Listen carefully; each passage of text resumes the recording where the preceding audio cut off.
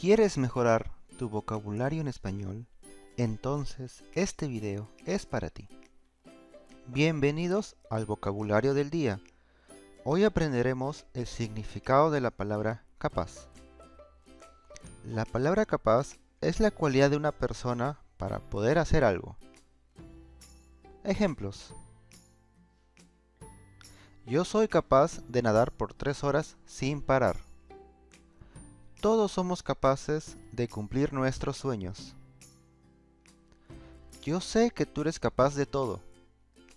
Ustedes son capaces de hacer cosas malas, pero eso no es lo correcto.